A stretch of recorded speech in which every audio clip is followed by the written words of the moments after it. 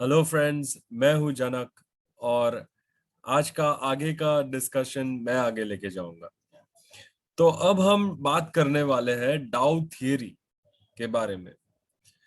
Charles डाउ नामक एक इंसान था। इसका नाम आपने कहीं पे सुना होगा। क्या आपने सुना है इसका नाम पहले, या फिर आपने डाउ जोन्स सुना होगा? Dow Jones and company, Dow Jones industrial average, ऐसा कुछ सुना होगा आपने। तो चार्ल्स डाउ स्टॉक मार्केट टेक्निकल एनालिसिस के पितामह माने जाते हैं।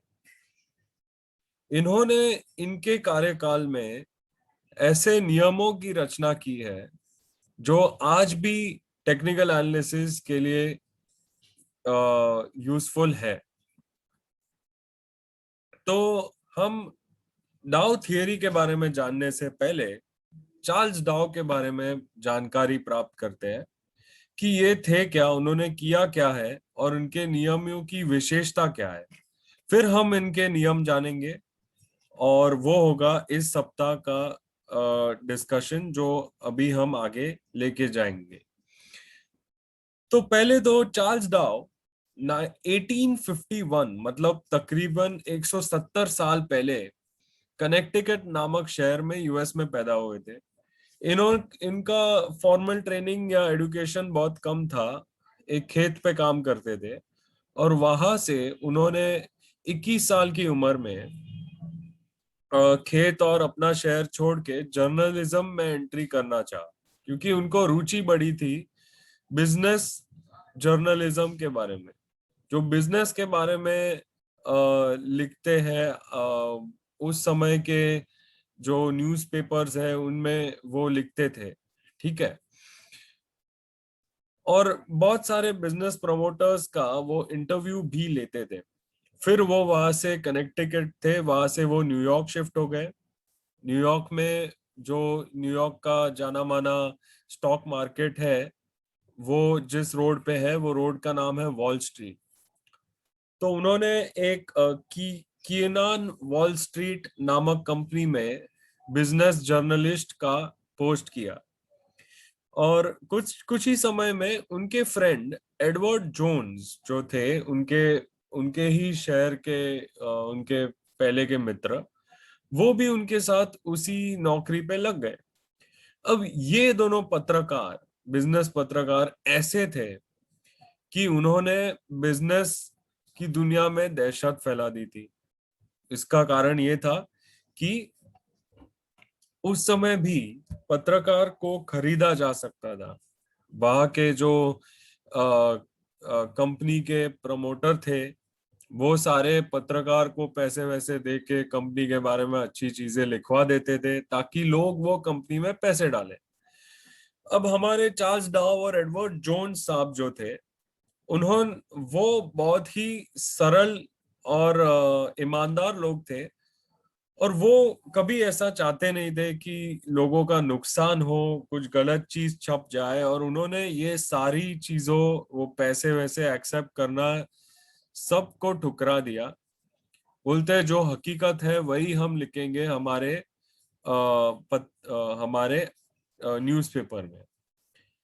तो ऐसा उन्होंने एक जॉब किया कुछ समय। फिर 1882 में, 1882 में उन्होंने खुद का कंपनी चालू किया, चार्ल्स डाउ एंड कंपनी, एक तीसरे इन्वेस्टर के साथ जो सिर्फ इन्वेस्टर था।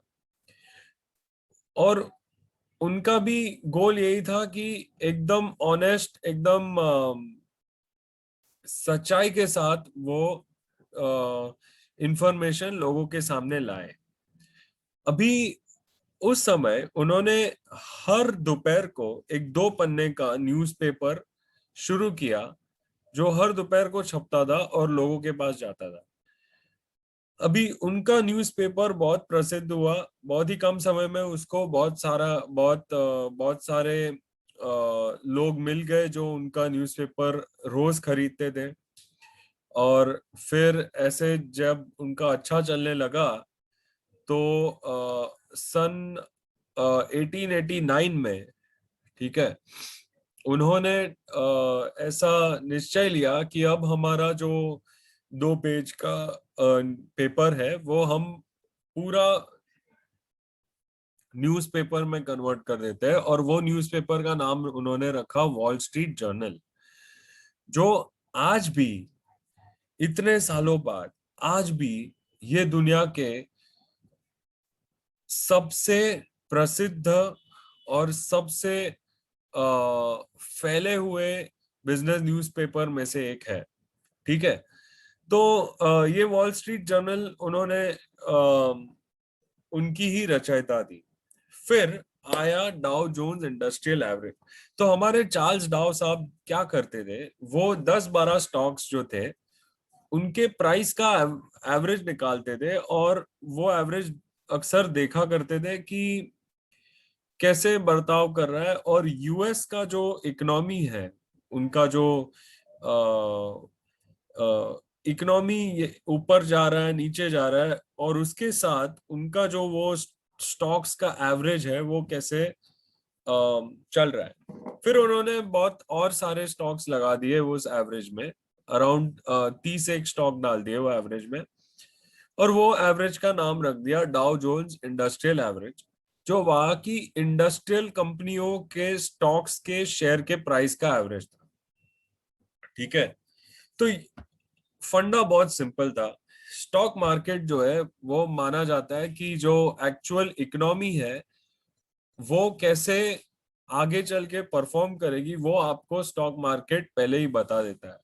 यदि कंपनी आगे चल के अच्छा प्रॉफिट कमाने वाली है तो वो स्टॉक मार्केट अभी से बढ़ना शुरू कर जाएगा, और यदि कंपनी लॉस करने वाली हो या उसका प्रॉफिट कम आने वाला हो तो स्टॉक मार्केट अभी से थोड़ा थोड़ा गिरना शुरू कर जाएगा।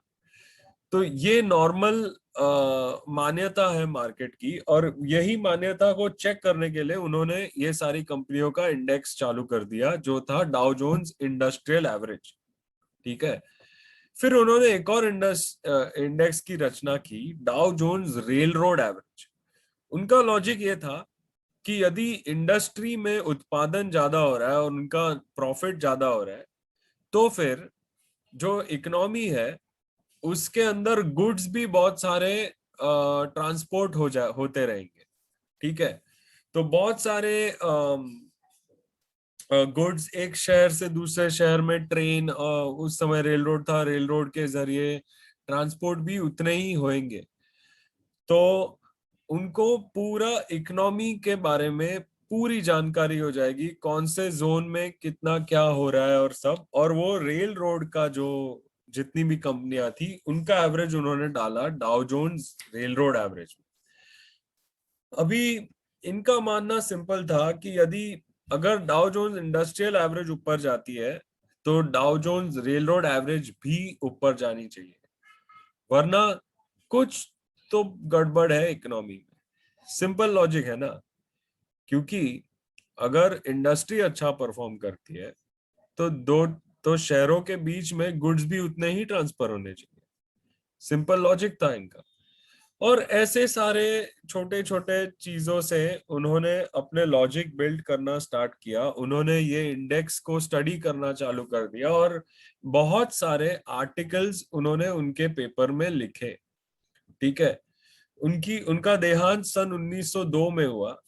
तो 1896 से 1902 उन्होंने बहुत सारे आर्टिकल्स यही एवरेजेस और सब के बारे में लिखे, और 1902 में उनको हार्ट अटैक से उनका देहांत हो गया। और उनकी जो डाउ जोन्स एंड कंपनी थी वो हैमिल्टन नामक इंसान ने खरीद ली। और इनके जो भी आर्टिकल्स थे वो सारे हैमिल्टन, फिर एक रॉबर्ट रिया साहब है और एक शेफर साहब है, ये तीनों ने इनके सारे आर्टिकल्स का संग्रह किया, उनका स्टडी किया, और फिर डाउ थियरी नाम का एक थियरी बनाया, इन्हीं चार्ल्स डाउ के नाम का थियरी, जो उन्होंने बोला कि मार्केट्स के लिए ये थियरी सर्वव्यापक है। और ये थियरी के 6 रूल्स थे। ये सारे रूल्स हम अभी अगले कुछ वीडियोस में स्टडी करेंगे, और यही हमारा इस हफ्ते का गोल है। क्योंकि ये थियरीज जो है, जो ये 6 रूल्स है, इसके बेस पे ही आगे का टेक्निकल एनालिसिस का स्टडी करना आरंभ होता है। ठीक है, तो आशा है कि ये हिस्ट्री आपको जरा दिलचस्प लगी होगी डाव साहब के बारे में। और अगले वीडियो में हम जरूर पहला रूल स्टार्ट कर लेंगे। 6 रूल्स है, और अगले वीडियो में हम मिलेंगे फिर। तो आप लाइक करें, सब्सक्राइब करें, शेयर करें, कमेंट करें। हमको प्रोत्साहन मिलेगा अच्छा परफॉर्म करने के लिए। और मेरी टूटी फूटी हिंदी के लिए क्षमा चाहता हूँ, मगर ये सब्जेक्ट मैं हिंदी में आप सबको पहुंचाना चाहता हूँ। मैं और राहुल, हम दोनों आएंगे हर हफ्ते अगले 12 हफ्तों तक, और आपको ये सब्जेक्ट की गहराइयों में लेके जाएंगे। धन्यवाद। अगले वीडियो में मिलते हैं। बाय।